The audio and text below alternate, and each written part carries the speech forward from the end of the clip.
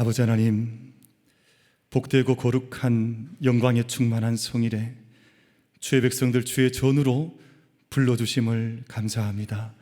하나님께서 부르셨사오니 하나님께서 임재하여 두시고 말씀하여 두시고 영광 받아 주시옵소서. 우리의 모든 삶이 오직 예수 그리스도 권능의 이름과 주님 앞에 온전히 소송케 되는 역사가 예배 가운데 임하게 하여 주옵소서. 우리가 모든 것을 집중하여서 오직 하나님의 은총과 영광만을 높이며 예수 그리스도와 성령 하나님과 성부 하나님의 영광을 온전히 높여드리는 산 예배가 되게 하여 주옵소서. 예수 그리스도 이름 받들어 기도드리옵나이다. 아멘. 우리 살아가는 모든 순간들마다 우린 평생 살아가는 순간순간을 경험해 가게 되는데, 모든 삶의 순간이 늘 은혜로 점철되어지는 은총이 우리 모든 만민 예배자들 가운데 임하여지고 이어져 가게 되기를 주님의 이름으로 축복합니다.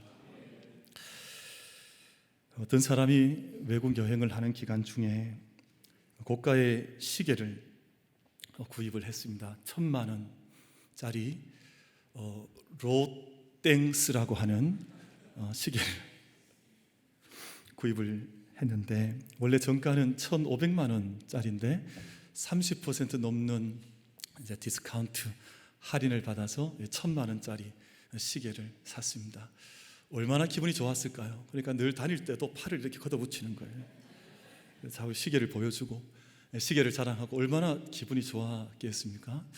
시계를 자랑하고 다니는데 어느 날 그의 친구였던 시계, 이제 실제로 이제 보석상을 하는 친한 친구가 그 친구의 시계를 가만히 보더니 혹시라도 모르니 고가 시계 전문점에 가서 한번 이 시계를 보이는 게 좋겠다.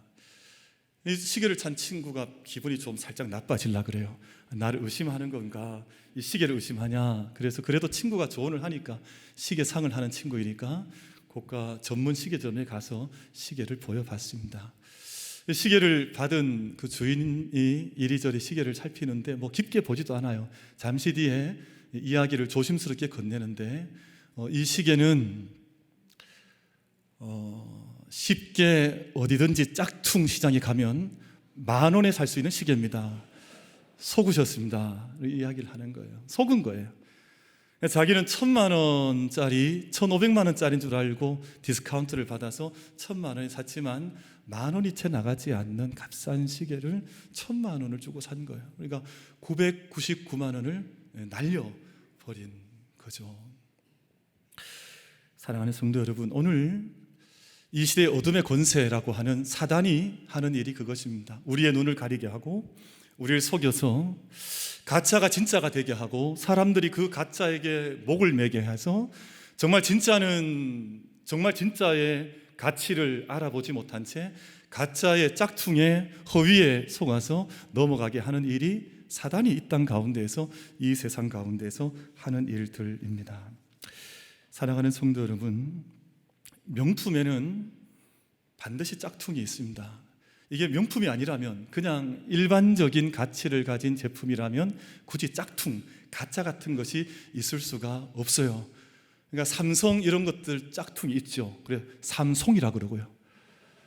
뭐 애플 같은 것도 짝퉁이 많아요. 애플이라 그러고요. 아디도스라 그러고요. 그러니까 뭔가 좀 명품이라고 싶은 것들은 반드시 짝퉁이 나타나는데, 일반적인 그렇게 가치가 깊지 않은 물품들에게는 가짜, 위조품, 짝퉁 것들이 나타날 수가 없습니다. 이 세상에 수많은 철학들과 수많은 가치 있는 수많은 역사에 점철되어진 수많은 것들이 있는데, 가장 많은 짝퉁이 나타났던 것이 뭐냐 하면 복음입니다. 복음이 이 땅 가운데 온 그때부터 짝퉁이 나타나서 예수님의 복음이 전해진 이래로 2000년 동안 끝없는 이단들, 끝없는 사이비들, 지금 전 세계에서 우리나라가 짝퉁이 제일 많다 그러잖아요. 우리나라에 예수님만 50명이라 그러거든요. 아니 무슨 예수가 우리나라에 지금 오늘 우리 시대에 약 50명 정도 내가 예수라고 하는 사람들, 자기가 메시아라고 하는 사람들, 그 짝퉁들, 거짓들이 많은데, 문제는 사람들이 참되신 하나님을 섬기는 것에 기뻐서 나아가는 것이 아니라 자기 안에 거짓이 많다 보니 오히려 짝퉁을 참으로 여겨서 그 앞에 나아가서 마치 하나님인 것처럼 거기에 경배를 올려드리거나 거짓된 신앙 속에 빠져가는 사람들이 많다는 것이 문제입니다. 사입이라는 말을 좀 이제 한자로 보시면 비슷하다는 뜻입니다.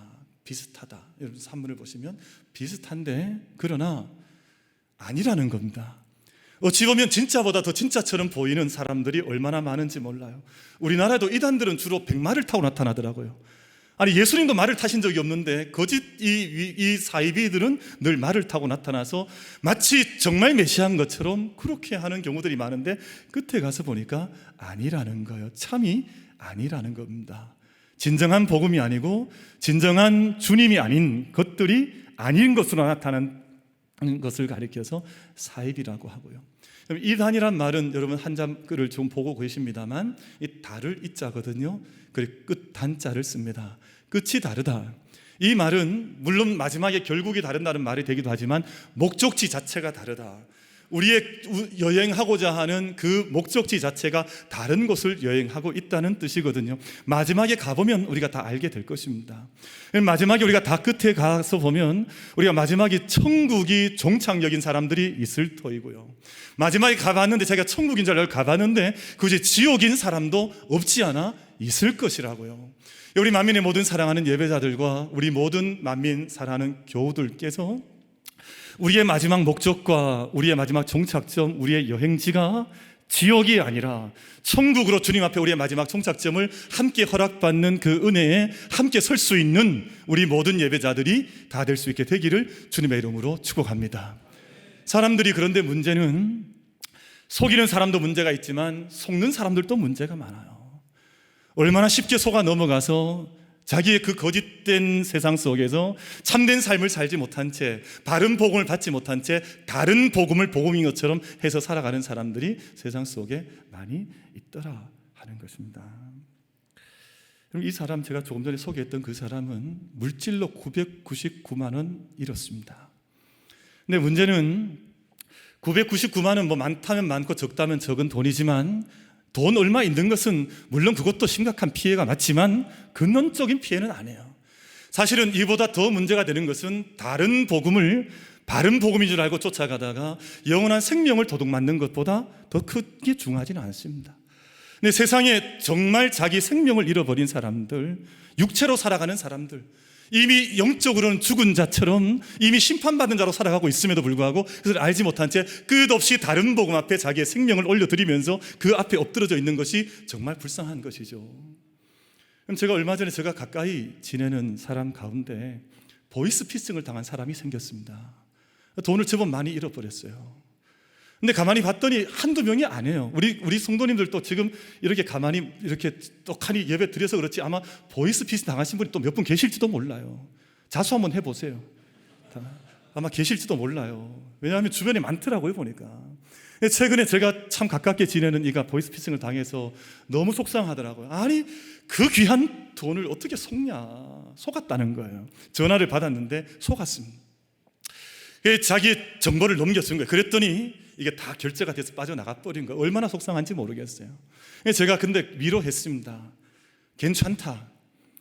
그 뭐 돈 얼마 잃어버린 거 속상한 거 맞지만 그래도 몸 다치지 않았잖아. 만약에 길 가다가 정말 강도를 만나서 돈 얼마 작은 거 지키겠다고 해서 목숨을 잃어버리거나 몸을 다치거나 정말 중요한 거 정말 빼앗겨버리면 그때는 어떡하겠냐. 대신 이번에 이것을 좋은 비싼 그 교육했다고 생각하자. 이번에 좋은 경험했다고 생각하고 앞으로는 절대 속지 말자.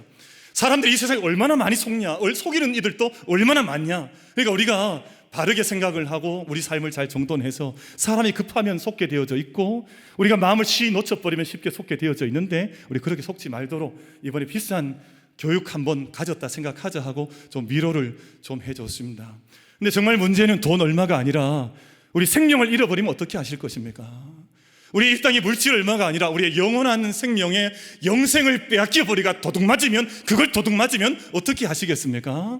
여러분 사랑 우리 만민의 모든 가족 여러분, 우리가 다른 복음 아니라, 다른 어떤 복음이 아니라 바른 복음으로, 오늘 말씀에는 다른 복음이란 말이 몇 번 반복해서 나오는데요, 다른 복음을 전하는 자나 이것을 가르치는 자는 저주를 받으라, 이런 아주 엄한 말씀이 담겨져 있는데, 다른 복음이 아니라 정말 바른 복음 앞에 함께 세움받고 영생에 참여할 수 있는, 생명답게 참여할 수 있는 우리 모든 만민 가족들 다 되어주시기를 주님의 이름으로 축복합니다. 그래서 오늘 말씀은 바른 복음에 대한 말씀을 전하고, 다음 주에 다른 복음이 어떤 것으로 우리 곁에 와 있는가에 대해서 말씀을 전하려고 하는데, 첫 번째 바른 복음이라고 하는 것은 전적인 은혜 앞에 내가 은혜를 체험하게 되고, 그 복음이 얼마나 큰 은혜인지를 내가 고백하게 될 때 그것을 가리켜서 바른 복음이라고 고백을 할 수가 있습니다. 그럼 복음은 전적인 하나님의 은혜인데요, 왜냐하면 사단의 관계와 속임으로 인해서 모든 것이 속이는 것부터, 그래 거짓말을 성령이 그토록 경계하는 것은 거짓말하는 것, 속이는 것이 모든 생명을 빼앗는 첫 발걸음이 되기 때문에 하나님께서 거짓을 그렇게 싫어하시거든요. 근데 그 거짓으로 인해서 인간은 죄에 빠지게 되었고, 죄의 큰 죄의 덩어리가 되게 되어졌고, 자기 안에 위선과 거짓 속에 늘 몸부림칠 수밖에 없는 그런 존재가 되어졌는데, 다시 말하면 죽음의 바다에 던져진 존재가 되어지고 말았습니다. 근데 그 죽음의 거친 바다에 빠진 인간의 죄된 존재가 자기 스스로 그 바다에서 헤엄쳐 나올 수 있냐 하면 절대 헤엄쳐 나올 수가 없습니다. 누군가가 그에게 생명줄을 던져줘야만, 누군가 그에게 생명의 동아줄을 던져줘야만 그 줄을 잡고 나올 수 있는 것인데, 그래서 그 줄을 던져줘서 그 생명줄을 잡고 구원받은 것, 생명을 얻은 것을 복음이라고 하고 우리가 은혜라고 하는 것이거든요. 전적인 하나님의 은혜.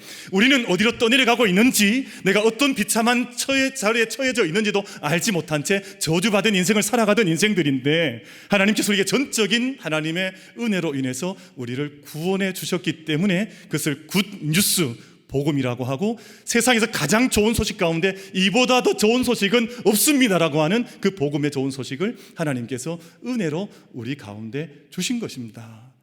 그래서 오늘 말씀 속에 4절 또 3절, 4절, 6절 말씀 어간에 이 모든 것이 얼마나 큰 은혜인가 하는 것을 잘 기록한 말씀들이 기록이 되어져 있는데, 그럼 3절 말씀부터 제가 다시 한번 살펴보겠습니다.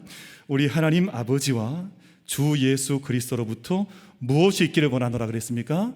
은혜와 평강이 있기를 원하노라. 지금 사도 바울은 의도적으로 은혜라는 말을, 이 복음이 은혜라고 하는 것을 우리에게 계속해서 말씀을 하고 있고, 우리에게 은연중 우리에게 강한 강조를 하고 있는데요, 너희에게 하나님으로부터 주 예수 그리스도로부터 은혜가 있기를, 내가 은혜를 알기를 내가 너희에게 원한다라고 말을 하죠.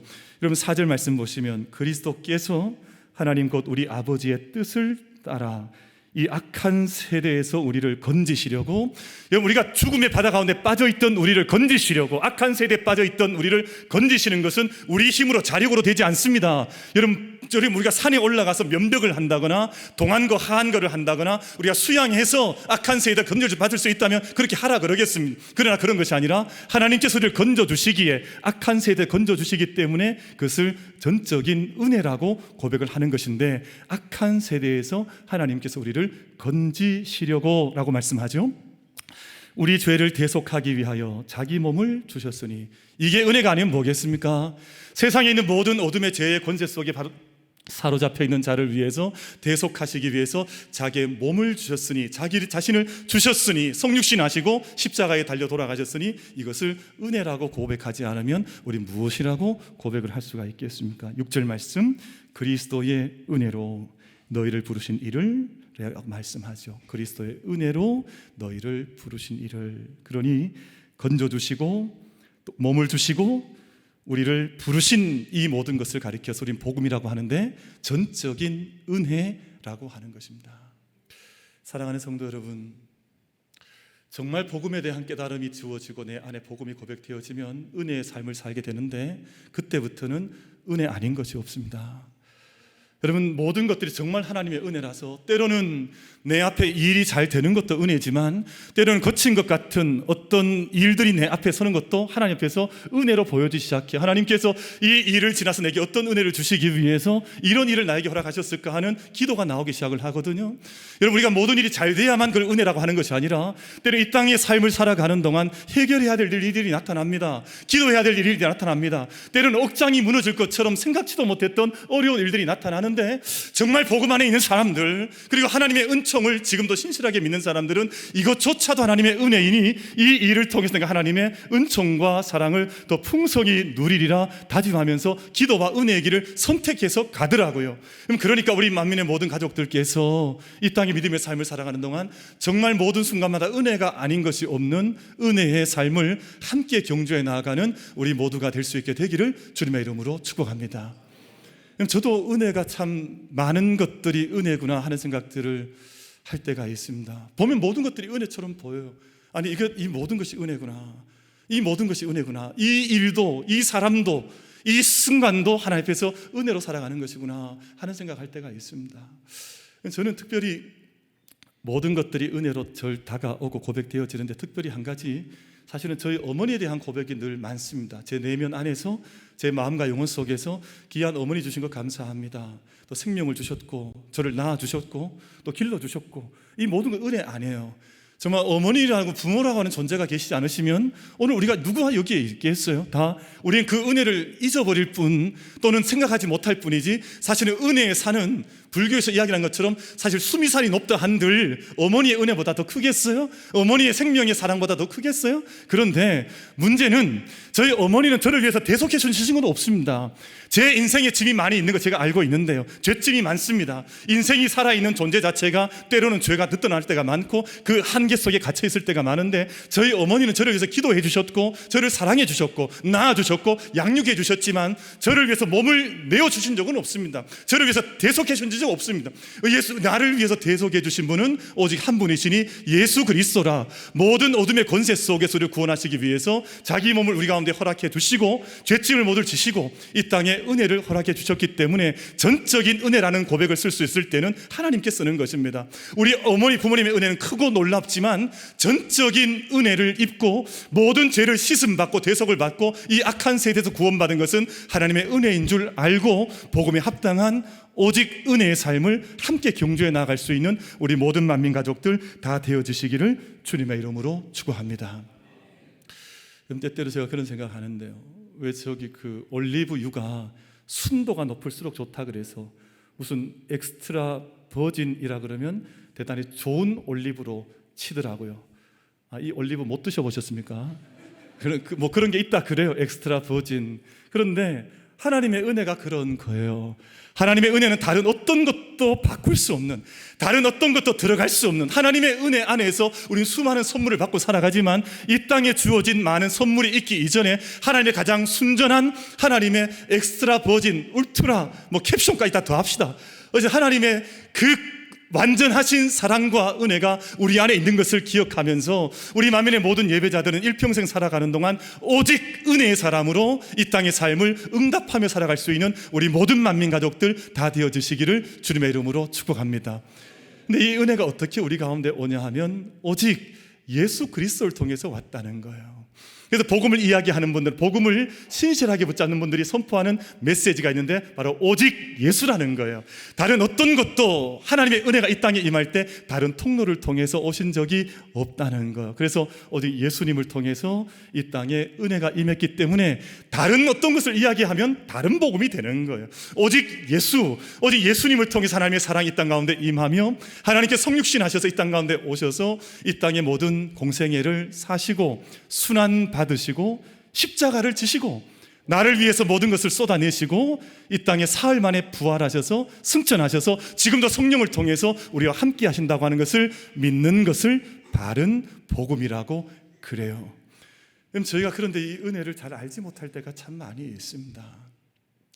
은혜를 알지 못하면 가장 많이 나타나는 것 중에 한 가지가 불평이 나타나는 거예요. 불만이 나오거든요. 은혜보다 불만이 훨씬 더 커 보이는 거예요. 이 불평이 끝이 없습니다. 사실은 하나님의 은혜, 오직 예수를 알고 나면 그 입술 가운데 늘 감사의 고백이 강물처럼 흘러나오게 되어져 있는 것이거든요. 여러분, 저희들 안에 그런 은혜의 삶을 함께 걸어갈 수 있는 우리 모든 은혜 충만한, 예수로 충만한 우리 모든 만민 가족들 다 되어지시기를 주님의 이름으로 축복합니다. 그럼 아이들이요, 태어나면 이렇게 자라가면 아버지 집이 있을 것 아니에요. 아버지 어머니가 이제 그 고생하셔서 만들어 놓은 집을, 그럼 그 집을 은혜의 집으로 아는 자녀들이 참 드물어요. 이 집은 원래 있는 집이겠거니, 그렇게 생각을 하잖아요.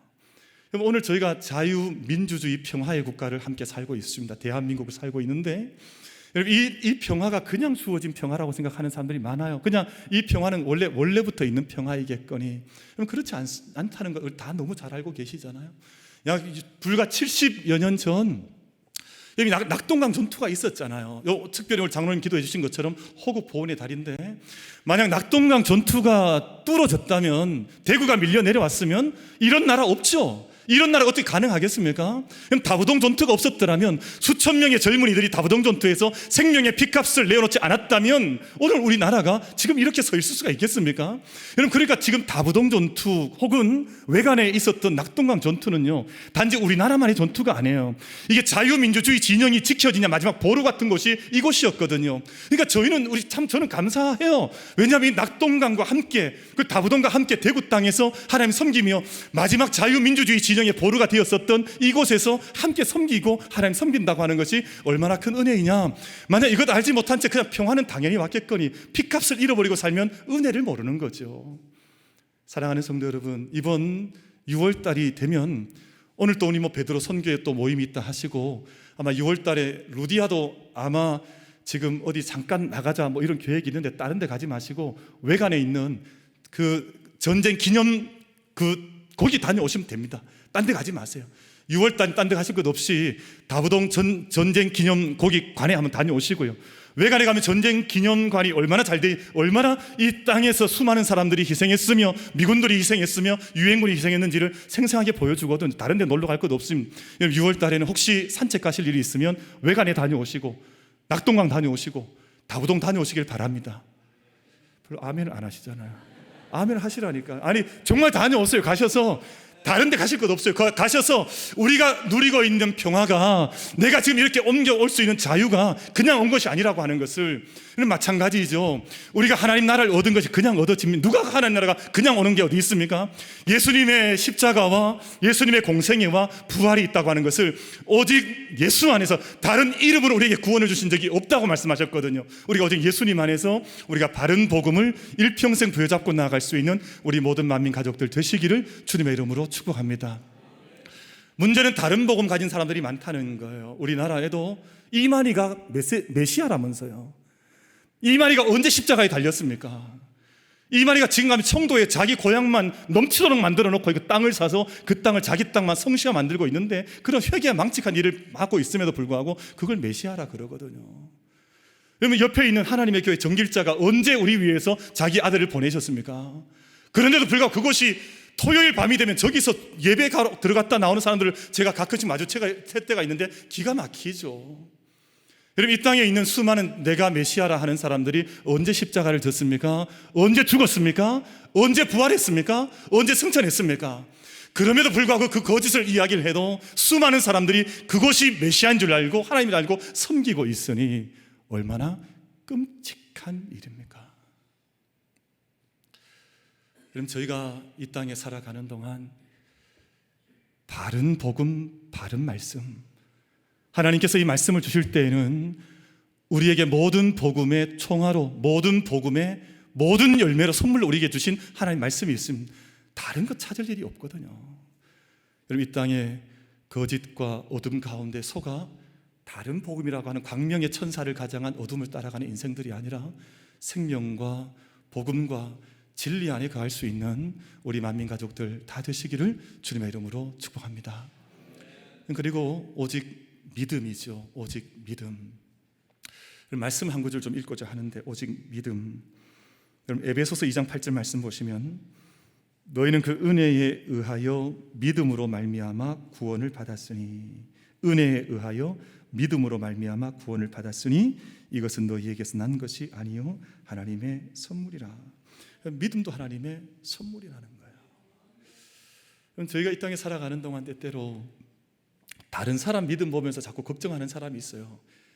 그래서 다른 사람 믿음을 판단하거나 저 사람 믿음이 좋다, 나쁘다 이렇게 자꾸 잣대 줄을 재서 재어보고 자꾸 걱정하고, 그리고 혼자 걱정하면 되는데 꼭 저한테 와서 일러줘요. 목사님, 저 사람이 문제가 많은 것 같아요. 근데 제가 이렇게 보면 이렇게 와서 때로는 이제 우리 아내 집사님이나 권사님이 찾아와서 자꾸 남편 걱정 많이 해요. 그래서 목사님, 우리 남편이 걱정입니다. 신앙생활 너무 많이 걱정입니다. 그래서 제가 이렇게 두 분을 가만히 보면 사실 이분이 더 걱정이에요.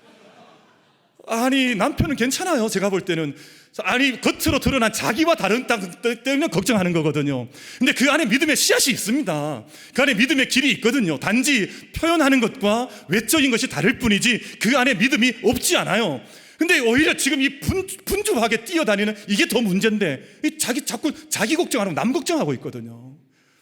요즘 제가 걱정을 많이 받아요. 누구로부터 걱정받냐 하면 그 신천지 사람 자꾸 저한테 전화를 해요. 제가 볼 땐 저것들이 걱정인데 저를 자꾸 저를 걱정하고 있을 때가 아니거든요. 자기들의 목적, 마지막 결판이 어떻게 날지 이제 조만간 불언간 멀지 않아 결판이 날 텐데 자기들이 걱정이 지금 그 떠내려가고 있는 마지막 폭포를 만나게 될 텐데 그걸 알지 못하는 것이거든요. 저 걱정하고 있을 때가 아니라고요. 여러분, 이 땅의 믿음의 삶을 사는 동안 남들 걱정하지 많이 하지 마세요. 여러분, 걱정은 자기 걱정해도 다 걱정거리가 끝이 없습니다. 우리 만민 가족들은 자기 자신을 바른 복음 위에 세우는 그 일에, 그러면 다른 것들이 순차적으로 은혜 가운데 다 풀려져 나갑니다. 문제는 자기 자신이 지금 문제이니까 모든 게 다 문제 그처럼 보이는 세상이 된 거죠. 여러분, 한번 따라 하겠습니다. 저는 저를 문제시하겠습니다. 자기가 문제예요. 정말 내가 바른 복음 안에 서 있느냐 하는 것을 가져가는 것인데, 그래서 오늘 말씀 가운데 너희는 그 은혜에 의하여 믿음으로 말미암아 구원을 받았다. 로마서 3장 22절 말씀에 곧 예수 그리스도를 믿음으로 말미암아 모든 믿는 자에게 미치는 하나님의 은이 차별이 없느니라. 대단히 중요한 말씀인데요. 여러분, 예수 그리스도를 믿음으로 말미암아, 이 말씀이 구원의 복음의 핵심이거든요. 무슨 말씀이냐면 예수께서 하나님이신 것을 믿는 거예요. 예수님께서 이 땅에 오셔서 나의 모든 죄짐을 위해서 공생애를 사셔서 십자가에 달리시고 죽으셨다가 부활하신 것을 믿는 거예요. 여러분, 이것을 믿고 고백할 수 있는 우리 만민 가족들 되시기를 주님의 이름으로 축원합니다. 예수님의 하나님이신 것과 이 땅에 오신 것과 십자가를 나를 위하여 주신 것과 그리고 부활하셔서 우리의 구원을 확증해 주신 것을 믿는 것, 이게 예수를 믿는 믿음이거든요. 근데 이것은 우리가 예수님에 대한 객관적인 믿음을 성령의 은혜로 내 안에 가져와서 믿는 믿음이지만 우리 자신의 믿음도 중요해요. 그래서 자기 자신이 어떤 믿음이 되어야 되냐 하면 예수 그리스도를 믿음으로 말미암아, 이때는 예수님을 믿는다는 말도 있지만 내가 어떻게 예수님을 믿느냐 하는 것도 담겨져 있는데 세 가지 차원이 있습니다. 첫 번째는 나의 마음으로 믿는 겁니다. 정말 내 마음에 예수님께서 믿어지는 겁니다. 예수님 나에게 주인이시고 하나님이시고 나의 구주십니다. 내 마음으로 믿는 것인데, 마음으로 믿고 입으로 시인하는 것입니다. 입으로 고백하는 거예요. 여러분, 우리 교회 어떤 분 가운데 나는 세례를 못 받겠다, 나는 예수님을 입으로는, 나는 교회는 올라오는데 교회는 올라와요, 나는 입으로는 예수님을 못 믿겠다, 이런 분이 실제로 있거든요. 참 놀라운 일이잖아요. 그게 그렇게 어렵습니까? 그런데 그분에게 그게 영적인 문제라 어렵게 다가오는 거예요. 그러니 내 마음으로 믿고 그 다음에 입술로 시인하여서 나의 입으로 믿고, 이 두 번째 차원이죠. 세 번째 차원은 내 삶으로, 내 온 몸으로, 내 생의 삶을 통해서 예수님을 내 몸으로 믿으면서 고백하면서 내 삶으로 믿는 거예요. 이게 세 가지 차원이라 마음으로 믿는 것과 입술로 고백하여 믿는 것과 내 삶으로 믿는 것이 같이 나와야 예수 그리스도를 믿는 것이라 그래요. 어떤 분들은 입술로는 좀 믿는 것 같은데 마음이 아직 가지 않은 분도 있습니다. 그리고 마음과 말은 예수님 믿는다 하는데 실제로 삶 가운데서는 전혀 믿지 않는 사람도 있습니다. 그러니까 이게 정말 문제가 심각한, 사실은 삶 가운데에는 부모님의 눈에 피눈물을 나게 하고 자식들의 마음에 상처를 주고 피멍을 들게 만들면서도 나는 예수님 믿는다 그러고 있으니 이게 무슨 예수님 믿는 거예요. 믿는 건 그런 차원이 아니에요, 여러분. 믿는 것은 내 마음으로 믿어지고 입술로 고백되어지고 내 삶으로 예수님 믿는 것이 증거로 드러나서 삶의 열매가 나타나는 것까지 가야 예수 그리스도를 믿음으로 말미암아 구원을 얻는 것이니 차별이 없다까지 이 말씀을 가는 것이거든요. 사랑하는 성도 여러분, 우리 모두 다 바른 복음의 사람들 될 수 있게 되기를 주님의 이름으로 축복합니다. 그래서 오늘 사도 바울께서는 오늘 6절 8절 9절 말씀에서 아주 강한 어조로 복음을 이야기하고 또 다른 복음에 대한 것을 경계하는데 9절 말씀 보시면 그리스도의 은혜로 너희를 부르신 이를 속히 떠나 이같이 속히 떠나 다른 복음 따르는 것을 내가 이상하게 여긴다. 다른 것이 거기에 생명이 있는 줄 알고 그렇게 달려가는 것을 내가 정말 놀랍도록 충격적으로 나는 여긴다. 그렇게 강한 어조로 이야기하는 것이거든요. 8절 말씀에 우리나 혹은 하늘로부터 온 천사라 할지라도 우리가 너희에게 전한 복음 외에 다른 복음을 전하면 저주를 받을지어다. 이토록 엄중한 것이 바른 복음에 대한 이야기라는 것이거든요. 그리고 9절 말씀 하반절에 만일 누구든지 너희가 받은 것 외에 다른 복음을 전하면 저주를 받을지어다.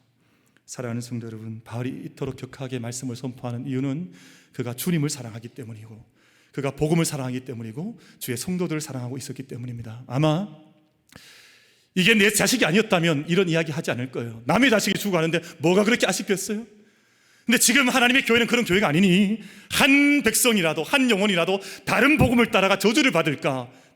사도 바울의 마음속에 주님을 향한 사랑, 복음을 향한 사랑, 그리고 교회를 향한 사랑이 간절했기 때문에 이토록 강한 어조로 다른 복음에 대한 경계를 하는 것입니다.